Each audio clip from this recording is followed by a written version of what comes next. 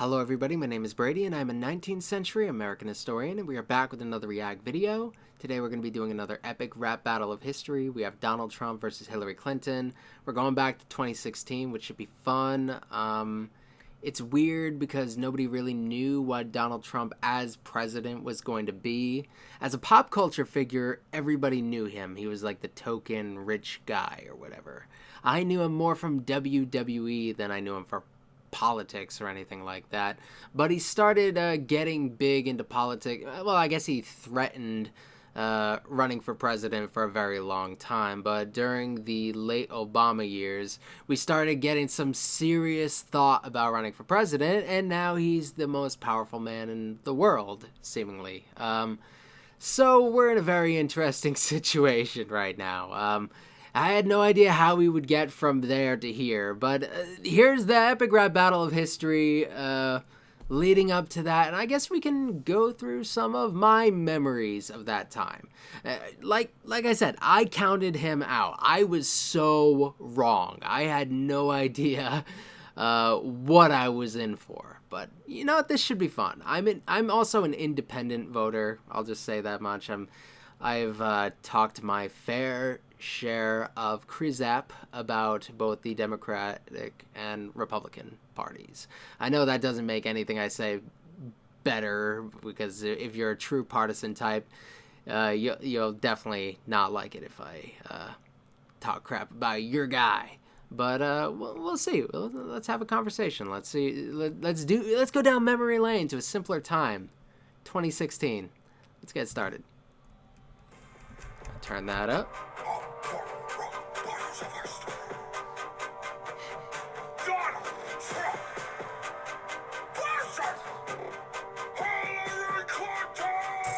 First of all, this is a much better Trump. They had another version of Trump that they did for like a Christmas one where they did like a Christmas Carol or something like that, and he was one of the ghosts or something. I don't know. I don't know the story that well, but now they're doing a more modern Trump. That Trump at the time, it was acceptable. But now that we're so overexposed to the guy, this definitely looks a lot better for Donald Trump.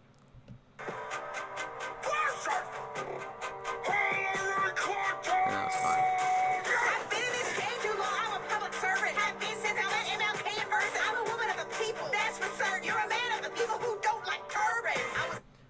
Yeah, one of the weird things, and this could be just her saying, you're racist and the people that vote for you are racist, and this is one of the things that the Democratic Party always has a problem with. A lot of the time they go after the voters. And yeah, there are really some garbage people out there who believe some awful things. But if you're a politician, just don't attack the voters. That's just one of the things. However, there is something behind that. Going into the election, Donald Trump talked a whole lot about spying or doing surveillance on mosques, which I don't know if he ever followed up on that. I never really heard anything about it, but just because I never saw any headlines about it doesn't mean that there wasn't actual follow-up about it. I wouldn't be surprised. The surveillance state in this country is just absurdly bad. Like in the sense that they violate people's rights willy-nilly bad. The West Wing. While you were professional wrestling. Got skin like Russian dressing. From too much Russian investing. You've been going bankrupt since the 90s. If it was any problem, you couldn't find me. You know what's funny about this? She's going hard. And this is already one of the punchiest verses that I've heard in an ERB, but they still catch her little cheesiness. That's one thing about Hillary. She was always very bad at relating to people. So she came off as corny or like she was trying too hard to relate to people and just couldn't genuinely do it. And it's weird. You would think that she would be able to relate to people better than somebody like Trump, but Trump, he seemed to be able to really get to his base. Maybe it was just the fact that he was very politically incorrect, but sometimes with certain people, that's all you need. Like her little cheesiness. She's first of all, I like this.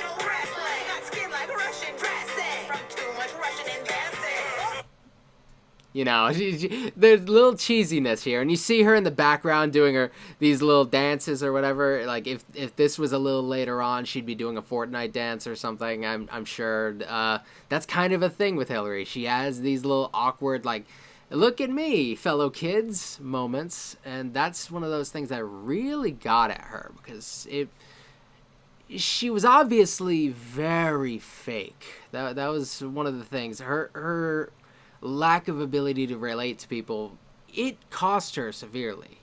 And when I say it cost her, like, she had to lose this election. This wasn't Donald Trump's election to win. Everybody had counted him out. The media was against him at the time. His party was against him until he actually got the nomination, and then they fell in line. Really, by all means, Donald Trump should not have won this election, and Hillary should, but hasn't really taken responsibility for that. You ain't going bankrupt since the 90s. If it was any Yes, he problem, has. fight me. You don't care about the job, Trump. You just think that desk is shiny. I said that I respect your children, but that wasn't quite right. Yo, looking like some extras from American Psycho. First name is Hillary, middle name Ronald. Last name is Clinton, and lyrics like I have clear celebrities on The Apprentice. Motherfucker, I found it like crack. How do I Ooh. say this? You're racist. Ooh, you must get so pissed that your hands are too small to stop and frisk. Oh, that's good. I think Trump at some point said he wanted to bring back stop and frisk or something like that. Or he said stop and frisk was like a good policy or something. And this is something that happened in New York where cops kind of could just stop people and just feel them up and they without any reason to suspect them for anything. They could just kind of indiscriminately search people, and it totally violated everybody's protection from search and seizure. I don't know how they got away with it as long as they did, but I guess Trump said some stuff about that, and that's probably what this is getting into. And how do I say this? You're racist. The hands thing. Yeah, his hands being small. I don't remember who called him out. I remember watching the Republican debates in the primary where they're determining who is going to be the nominee, and he got attacked from all angles. And honestly, he destroyed everybody in those debates, but there was the funny moment where somebody suggested he had small hands, and therefore had something else was small.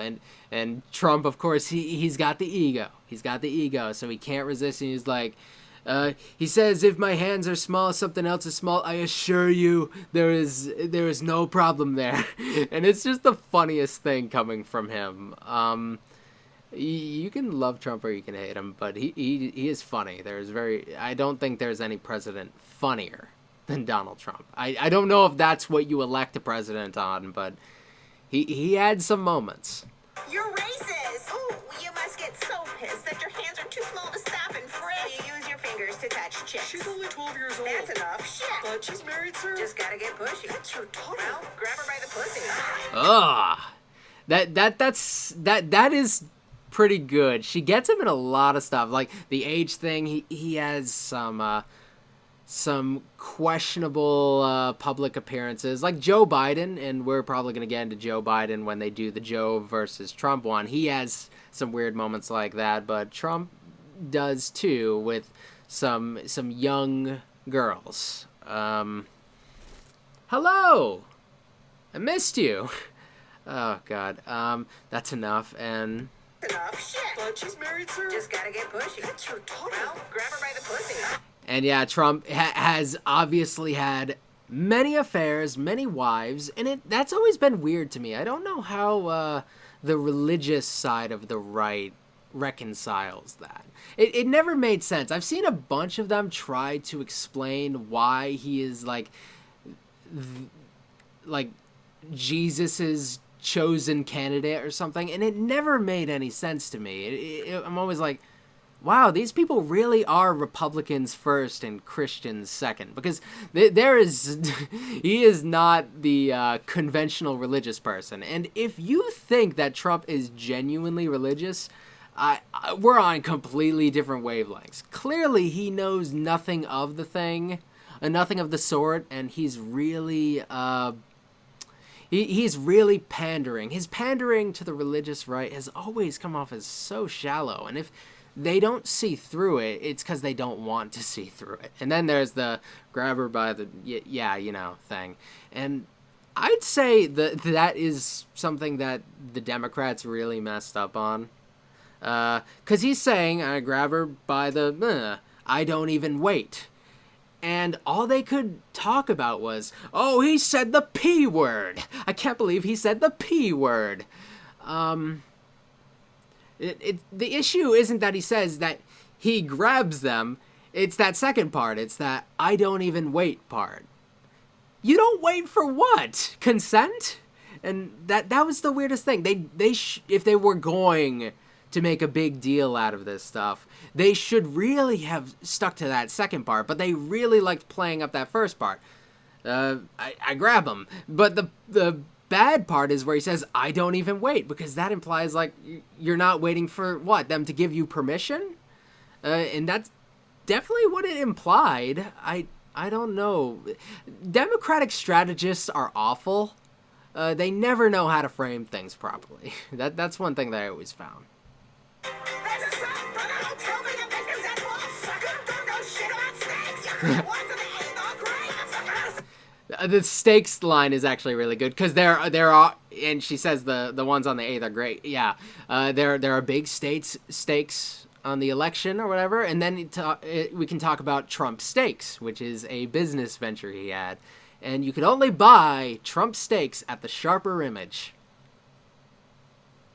And we're supposed to believe that it's a successful business venture. You don't buy steaks at the Sharper Image. You are full of it if you think his business is going well if he's doing that. That's a weird partnership. But yeah, that's what she's talking about. Trump steaks that you can buy at the Sharper Image. I don't get it. Oh, she dabbed. And, of course, there's the famous thing where Melania Trump just completely ripped off a speech of Michelle Obama's. A decent speech, but she didn't eat. Plagiarism is one thing, but lazy plagiarism, ooh, that's unforgivable. I'm glad that this brought me right back to this image, because this is perfect. Yeah, she has this little, and look, this is a nice little subtle thing. They have her dabbing, and she looks a little weird, but then she peeks back at the camera like, yeah, right at the end, she like peeks back at the camera like, see me, fellow kids? It's really funny. It really is funny. And it really speaks to how she tried. She really tried to relate to people, but couldn't. She had this weird moment where she went on like a rap radio station, and in order to appeal to black voters, she kept a bottle of hot sauce in her purse, and she broke it out. And I think everybody who saw that was like, wow, that's really racist. You really do think that black voters are going to just vote for you because you keep hot sauce in your purse, which nobody believes she actually did. That she's clearly doing. That's some weird stereotyping. And when you call out the other guy for racism and then you do something that's so transparently insulting to people's intelligence, like I said, it took a lot to blow this election. Hillary had everyone on her side. She had the media. She had the Democratic establishment totally by her side. Trump had like a reluctant Republican establishment that he insulted the crap out of every single one of them, and then they had to fall in line. So they're not huge fans of him either. And somehow he managed to win. Whose fault is that, Hillary? It's not Jill Stein's fault. It's the lady who kept hot sauce in her purse to appeal to black voters. Like, what are you doing? You lost a bunch of two-time Obama voters to Trump. How is that even possible? Let me just say, I respect all females. But your rhymes are trash. Put them next to your emails. Our country's in crisis. Who wants to vote for the mother of ISIS? That might not be exactly true, but I don't do. I like that. Oh, I love this. This is one of the the dumbest things that a lot of Republicans did. This isn't just a Trump thing. When they started realizing that being politically incorrect was inherently popular with Republicans or conservatives and a lot of people in general. Just political correctness they felt had gone too far, and I think there's a fair point to that, but it got to a point where a lot of Republicans are just, let's say they're talking to a bunch of people and they'd have that go-to line where they're like, well, and they say something and they're like, and I can say that because I'm not politically correct. And then everybody in the in the crowd would be like, yeah, not politically correct. And it was like a really cheap pop. It's like when a singer at a concert says the name of the place that they're singing to get some cheap applause. It became one of those things. Let's talk about this line, though. The mother of ISIS. The mother of ISIS thing is so weird because it's building off of a stupid statement he made about Obama.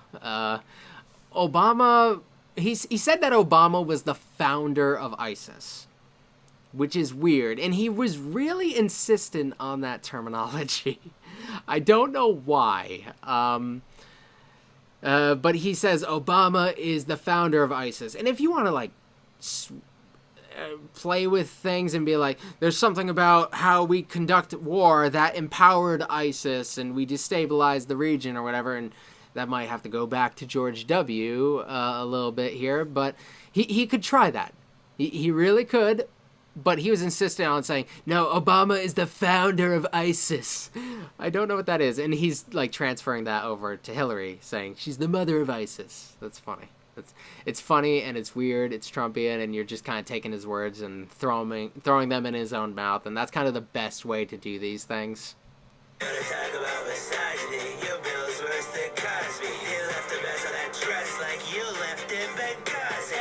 Oh, the Benghazi thing.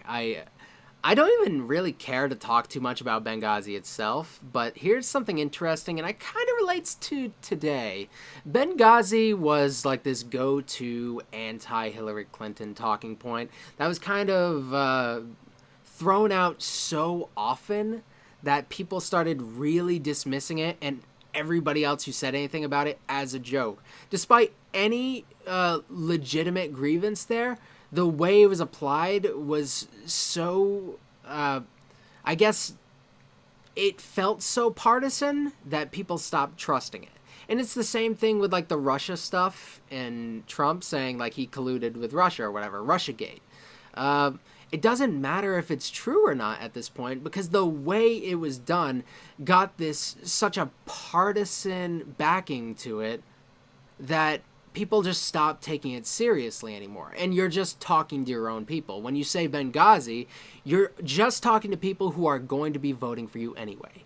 Nobody else is going to be moved on that. When you talk about Russiagate, you're just talking to people who are going to be voting Democrat either way. There's nothing to be gained here. And the parties get into these little situations where they're just throwing out these talking points that just don't do anything to get new voters. And it's good to keep your side passionate and excited to vote for you, but sometimes they get caught up in these things that just aren't going to flip anybody.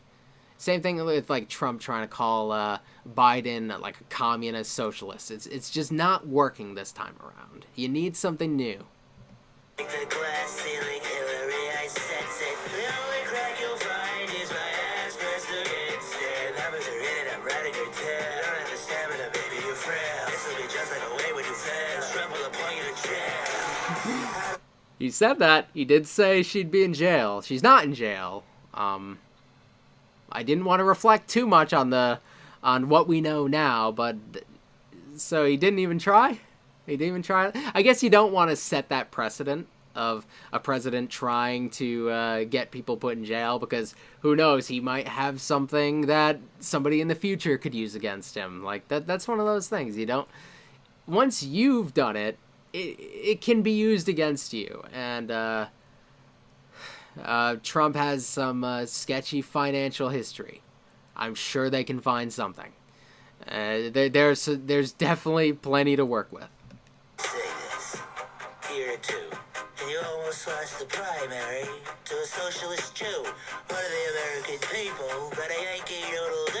You're gonna throw your fat face at the just not that into you. Oh, I'm not a fan of the guy, but yeah, people just didn't like her that much, and it's weird. You look at Biden now, he kind of has a charisma that Hillary lacked. Although Biden is not 2016 Biden, he's not 2012 Biden, he's not 2008 Biden. He's a different Biden. He's old. He's slowed down significantly. He's always had a certain charisma to him. And I don't even like the guy, but he can be likable. That's one of the things.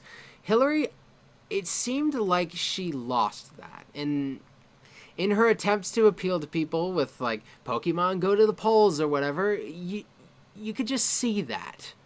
And he's pointing out what a lot of people felt. Even if you were a liberal, you felt like Hillary was just business as usual. And that's one of the things that empowered somebody like Trump. The fact that we had 8 years of Obama fundamentally not changing much, it made people want to go for the guy who seemed like he was going to do something a little different. Whether you like him or not, you saw Trump and you're like, yeah, he's not going to be business as usual. He ended up kind of being business as usual, but going into it, it felt like he was going to do something a little different. He was talking about jobs. He was talking about stopping outsourcing. That was very important to a lot of people. A lot of people chalk up his voting base to being just racist Southerners or whatever. I don't think that's fair. There's a lot of people who lost their job to outsourcing. And Hillary's not anti-outsourcing at this point. Do you want to tell that person not to vote for the guy who's saying, I'm going to get your job back? Like, I can't blame that guy. And I think that's why we have to be more sympathetic to voters, not the politicians. We need to constantly be critical of our politicians, but to be so cynical in attacking the voters themselves, you want to appeal to the voters. You want to educate them if you feel they're wrong. You don't attack them because voters have their reasons. Some better than others, but that's how it is. Sorry.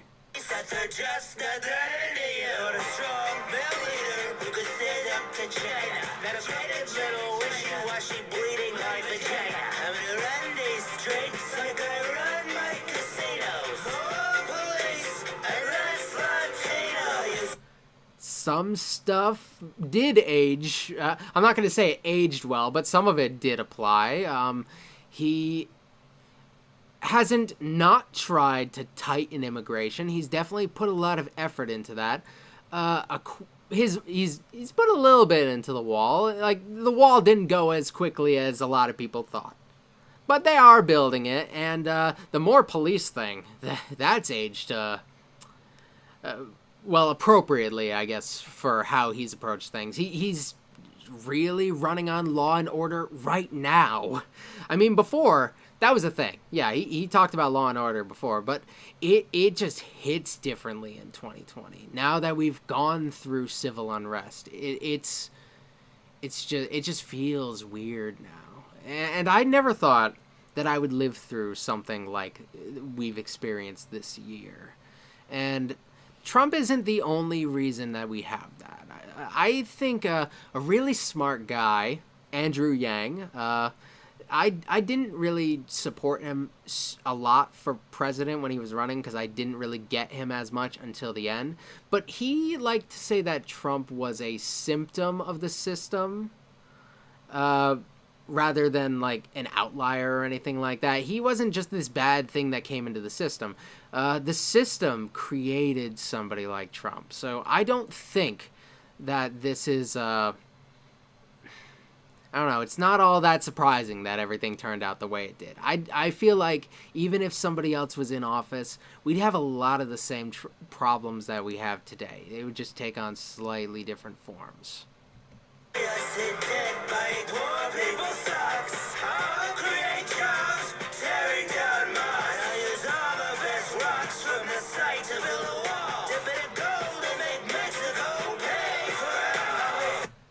Okay, yeah, this is one of the Trump things. Yeah, he said Mexico would pay for it. This is like, this is kind of like the Nixon thing. Like, he gets into office and he's like, we're going to end the war in 6 months. We're going to end it super quick. The war's just going to be over.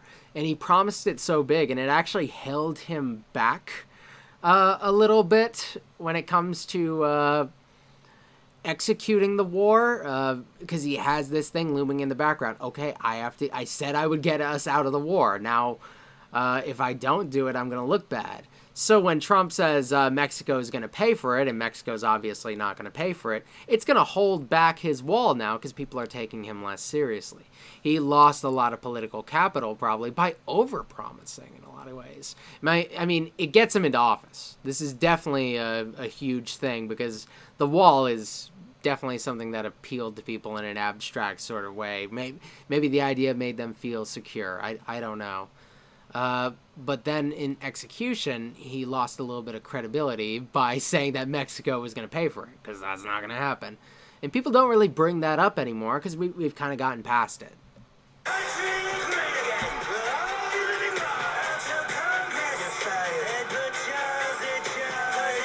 I don't get that one.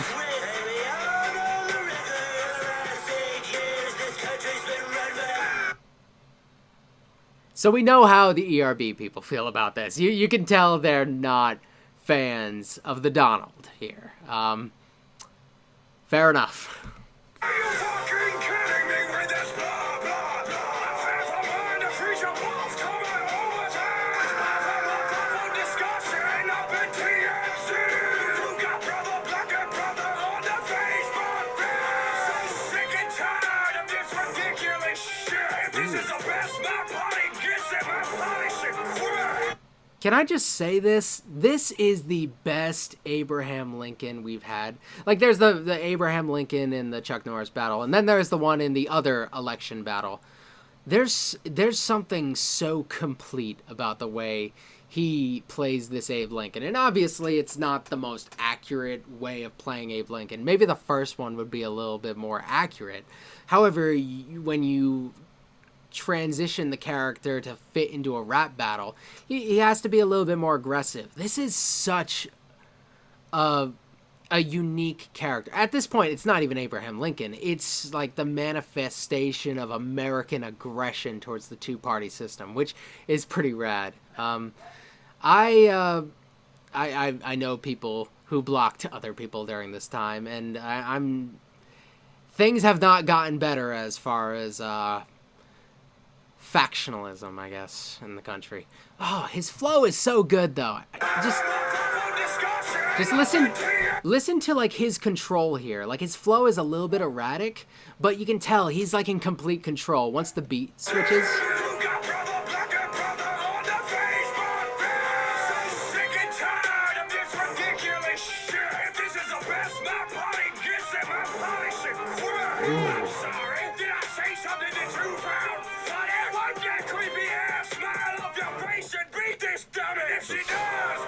Getting a little transparent here.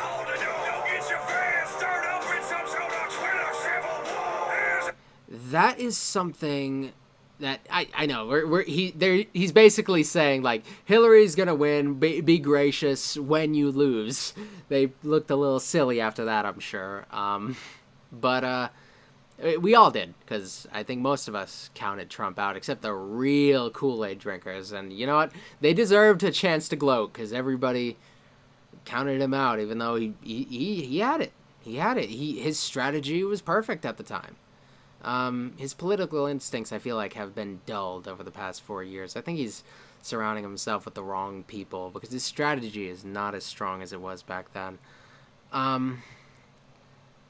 You man and hold the door. Yeah, this is one of those things we're thinking about a lot now, because Trump, of course, with the first debate, he's not willing to say that he will peacefully transfer power. So a lot of people are concerned about that.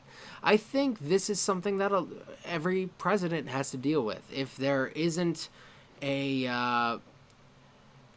I guess, peaceful, courteous transition of power, ordinary people are going to deny the legitimacy of the election. And with feelings the way they are now, if people feel like the election is bullshit, who knows what they're going to do?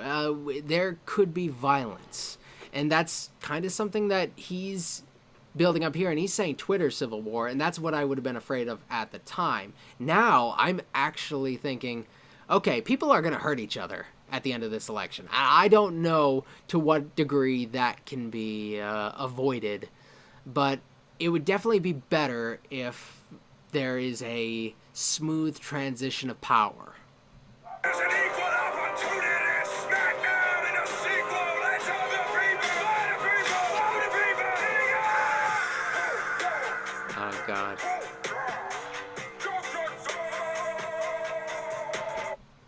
Okay. All right. It was a, I guess this was my best opportunity to talk a little bit about my political feelings at the time, and I've changed a lot. The Trump years have changed me politically, but I'll say this: I feel like we were given a very difficult choice at the time. I don't necessarily blame the people who voted for Trump, at least not. I don't blame the people who voted for Hillary either, even though I'm not a fan of either of them. I look at the Trump voters and I like to think back to what people felt at the time. And while they throw out some xenophobia there, that is extremely concerning. I like to think of the populist things that Trump said and think of like the promises he made to people who were genuinely struggling, people who had lost their jobs at the time, people who were two-time Obama voters and decided to flip over to him because Obama didn't do anything for a lot of people. There's a lot of people, their lives just don't change. These presidents who are all status quo like Hillary, I understand the frustration with that. I think Hillary should take responsibility for that. I think Obama should definitely take responsibility for that. The discontent that was that a lot of people were dealing with at the time is definitely a product of them being promised a whole lot and not getting a whole lot. This was a big one, guys. I hope you guys enjoyed this conversation. I hope we're still friends. That's really it. That's really it. This is probably one of the most vicious ERBs they've ever had. There might be some more vicious, but given how vicious the election was, given how just the climate at the time, I get why this one was so harsh. So I hope you enjoyed this. If there are any other ERBs you want me to do, let me know. I'm probably going to be doing the next election ERB. I'm kind of dreading that one. I'm excited, but also dreading it. Anything political right now is just hard to deal with. That's all. Thank you. Like this video, subscribe, and I will see you next time. Later.